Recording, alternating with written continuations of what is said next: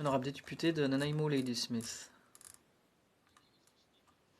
Merci, Monsieur le Président. Les Canadiens attendent un vaccin de la COVID pour endiguer la transmission de l'épidémie et protéger les citoyens les plus vulnérables. Le vaccin doit être gratuit pour les Canadiens, il doit être efficace et doit être sûr. Dans ma question au gouvernement, je demandais s'il était temps de retourner à un modèle de laboratoire nationalisé et public pour élaborer des vaccins et des médicaments à faible coût pour l'intérêt général. Le ministre a énuméré toute une liste de sociétés qui ont reçu du financement gouvernemental pour des initiatives de vaccination. Cela n'a définitivement pas répondu à ma question.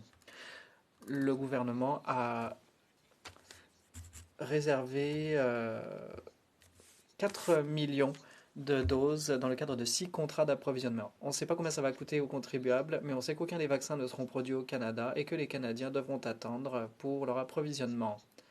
Je vous demande maintenant d'imaginer à quel point notre situation serait différente si les vaccins étaient produits ici au Canada dans un laboratoire nationalisé où la santé publique était le motif plutôt que les profits.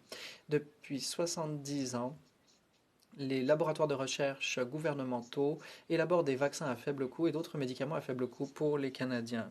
Ça a été établi à Toronto en 1914 par le docteur John Fitzgerald pour produire le vaccin contre la diphtérie.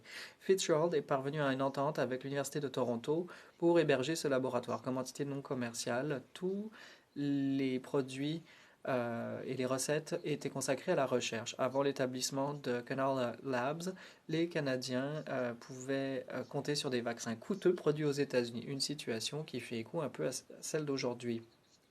Après la découverte de l'insuline à l'Université de Toronto, Canal Labs a élargi ses activités pour fabriquer et distribuer ces produits et ces vaccins et ces médicaments à prix coûtant. Ils ont fait ça avec la pénicilline. On a produit de façon massive pour réduire les maladies dans le monde, sauvant ainsi des millions de vies. Canuck était une histoire de réussite canadienne excellente, mais en 1952, ça a été développé à la Société de développement canadienne par le gouvernement libéral. Un modèle de rentabilité a été imposé et on a baissé les normes de fabrication. En 1986, après des années de lobbying du secteur privé, le gouvernement conservateur a vendu Canuck à une société privée, mettant un terme à l'époque de la recherche médicale appuyée par le gouvernement et dans l'intérêt du public.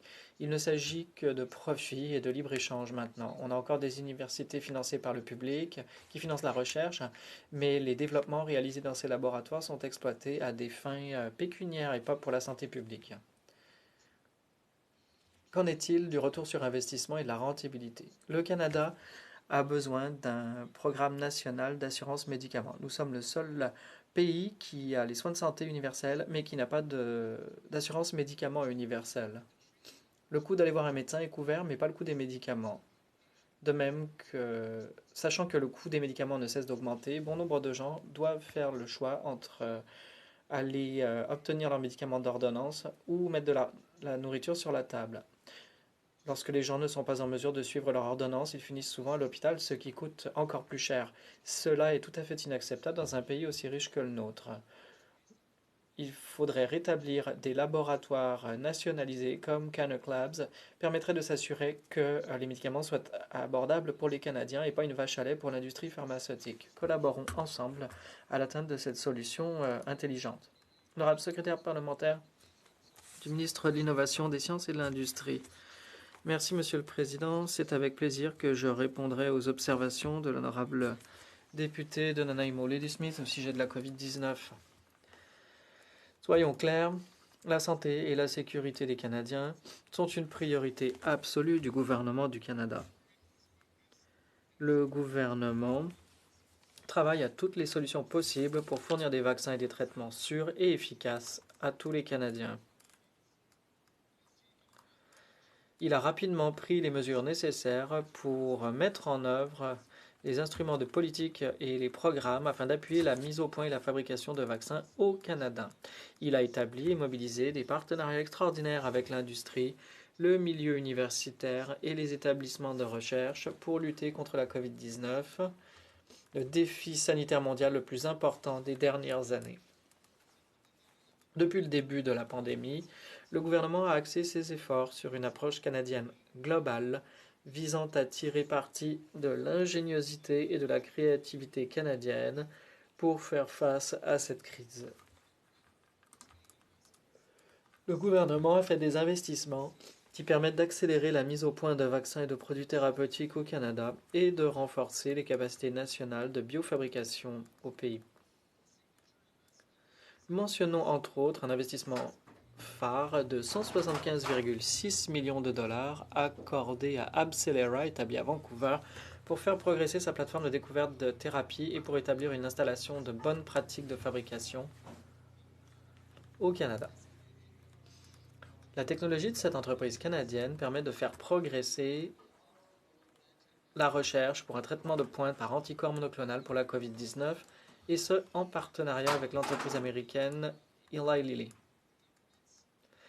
Les investissements du gouvernement comprennent également jusqu'à 173 millions de dollars dans l'entreprise Medicago de Québec, qui est à l'origine d'un vaccin à particules pseudo-virales mis au point à partir d'une plateforme technologique à base de plantes unique en son genre. Les contributions du gouvernement permettent à Medicago de mettre au point un vaccin expérimental passant par toutes les étapes des essais cliniques et d'accroître sa capacité de fabrication afin d'établir une nouvelle installation à grande échelle, et ce, conformément aux bonnes pratiques de fabrication ici au Canada. Un autre investissement, c'est jusqu'à 18,2 millions de dollars pour une société appelée Precision Nanosystems Inc., qui est basée à Vancouver. Celle-ci représente un autre investissement dans un vaccin novateur. Cette société travaille à l'élaboration d'un nouveau vaccin expérimental à base d'ARN messager et a mis au point une technologie de nanoparticules lipidiques qui procure au Canada un avantage technologique distinct sur la scène mondiale. Ces investissements nous permettent d'accroître les capacités du Canada dans les domaines technologiques des vaccins et des produits thérapeutiques les plus sophistiqués et aident à solidifier les grappes d'innovation de calibre mondial partout au pays. Par exemple, il y a les vaccins d'ARN messager et les technologies connexes qui en sont des exemples clés. Cependant, la mise au point de vaccins est complexe et elle dépend des chaînes d'approvisionnement et exige des actifs de biofabrication pour servir de filet de sécurité en cas de perturbation imprévue du réseau de production mondial.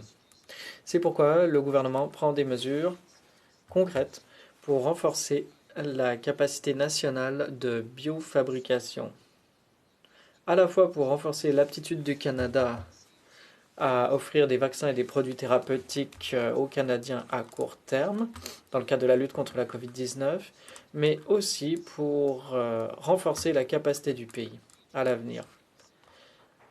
À titre d'investissement majeur dans ce domaine, citons l'agrandissement du centre de production de produits biologiques sur le site Royal Mount du Conseil national de recherche du Canada à Montréal, qui est bien avancé.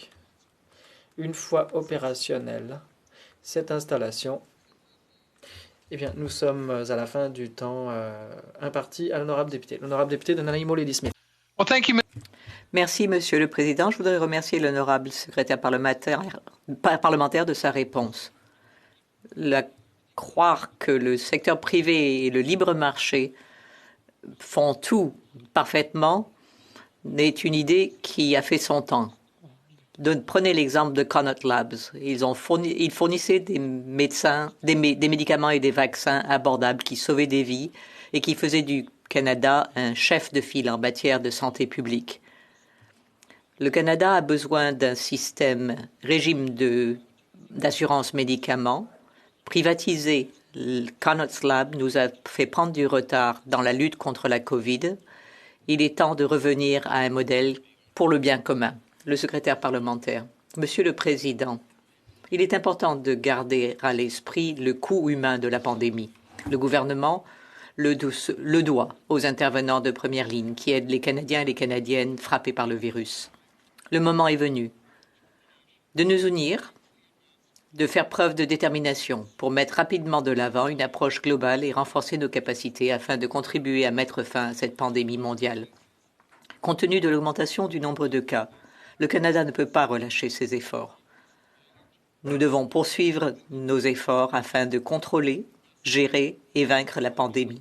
C'est pourquoi le gouvernement consacre jusqu'à 23,5 millions de dollars pour faire progresser 6 vaccins expérimentaux supplémentaires contre la COVID-19 et nous allons connaître une croissance. Sherwood Park, Fort Saskatchewan.